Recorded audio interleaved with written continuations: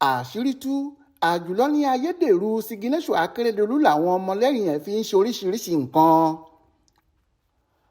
Àgbà agbẹjọ́rò lórílẹ̀‐èdè yìí amòfin àgbà Jade-Ajulọ ti fẹ̀sùn kan àwọn ọmọlẹ́yìn gómìnà ìpínlẹ̀ Ondo Rotimi Akeredolu pé Ayederu ìbuwọ́lù ìyẹn Sigineṣọ ẹ̀ ni wọ́n ń lò láti fi ṣe ọ̀pọ̀lọpọ̀ nǹkan tí wọ́n ń ṣe láti ìgbà tí kò ti sí nílé.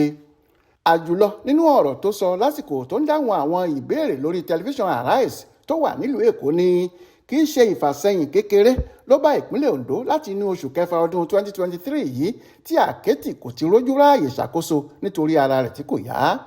Ó ní kò sí àní-àní pé àwọn èèyàn kan ti já ìjọba ìpínlẹ̀ Ondo gbà lọ́wọ́lọ́wọ́ níwọ̀n ìgbà tí Akeredolu ti kùnà láti gbé ìjọba fún igbákejì rẹ̀ Lucky Ayédatiwa gẹ́gẹ́ bí ìlànà òfin. Ó ní ohun tó wà nínú òfin ni pé kí igbákejì gómìnà máa ṣàkóso nígbàkúgbà tí ọ̀gá rẹ̀ kò bá sí ní àrọ́wọ́tó fún ìdí kan tàbí òmíì, àti pé ohunkóhun tó bá ti lòdì sí ìgbésẹ̀ yìí kò bófin mu rárá lábẹ́ bó ti wù kó rí. Àjùlọ ní àwọn ìwé àṣẹ kan tí wọ́n ń fi síta lọ́wọ́lọ́wọ́ lórúkọ gómìnà pẹ̀lú ìbuwọ́lù rẹ̀ mú ìfura ńlá lọ́wọ́ o, nítorí ọ̀nà wo lẹni táwọn aráàlú kò mọ ibi tó wọlẹ̀ sí yóò fi wá máa buwọ́lù ìwé lójoojúmọ́.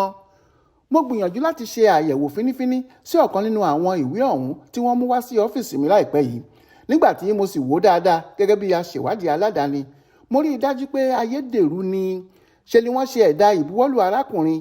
Nígbà tí mo sì béèrè lọ́wọ́ àwọn tó mú kinní ọ̀hún wá, títì ni wọ́n ń ti ọ̀rọ̀ náà síra wọn tí wọ́n sì ń tọ́ka sí àwọn èèyàn kan pé àwọn ni wọ́n ń ṣe agbátẹrù ẹ̀.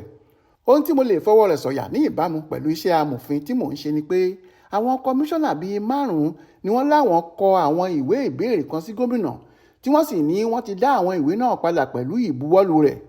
Nígbà tí mo wo àwọn ìbuwọ́lù náà sí àwọn tó ti wà lọ́wọ́ mi tẹ́lẹ̀tẹ́lẹ̀ lásìkò tí gómìnà Akeredolu wà nílé, mo rí i dájú pé Ayederu pátápátá gbáà ni, nítorí wọ́n yàtọ̀ síra wọn kò bára mu. Mo lè fọwọ́ ẹ̀ sọ̀yà pé wọn kì í ṣe ti gómìnà rárá. Kọmíṣánná fẹ́tò ìfitónilétí àti ìlanilọ́yẹ̀ nípìnlẹ̀ Ondo abilékọ Bámidélé Adémọ́lá Ọlátẹ́jú ló kọ́kọ́ sọ̀rọ̀ nípa ẹ̀sùn ọ̀hún lásìkò tó ń dáhùn ìbéèrè àwọn oníròyìn kan lọ́fíìsì gómìnà lọ́jọ́ Ẹtì Friday ọjọ́ 1 oṣù kejìlá tá a wà nínú rẹ̀ yìí. Ó ní bó tilẹ̀ jẹ́ pé òun kò lè sọ ní pàtó bí ọ̀rọ̀ náà ṣe jẹ́, àmọ́ òun kò rí ìyàtọ̀ kankan nínú ìbuwọ́lù àkẹ́tì nígbà tó wà nílé àtàwọn ìbuwọ́lù rẹ̀ láti ìgbà tí kò sí nítòsí mọ́.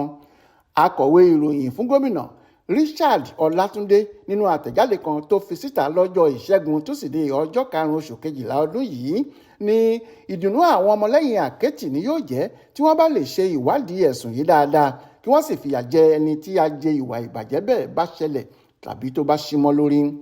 Ọlátúndé ní ẹ̀sùn yìí kò tíì lẹ́sẹ̀ nílẹ̀ rárá títí di ìgbà tí ìwádìí yóò fi fìdí ẹ̀ múlẹ̀ pé bẹ́ẹ̀ lọ̀rọ̀ ọ̀hún rí. Ó ní àwọn tó mọ bí ìròyìn Ayederu ìbuwọ́lù gómìnà Akeredolu ṣe jáde, àwọn gan náà ní ọ̀bàyéjẹ́ tí wọ́n wà nídìí iṣẹ́ ibi náà. Ó lóun kò nígbàgbọ́ nínú àhesọ tó ń jà ràìnràìn nílẹ̀ náà, nítorí gómìnà Akeredolu nìkan ló lè sọ bóyá àwọn kan ti ṣe ẹ̀dà ìbuwọ́lù òun tàbí bẹ́ẹ̀ kọ́. Olúṣèyẹ Iyadé ló ṣàkójọpọ̀ ìròyìn ọ̀hún fún Aláròyé Online Television.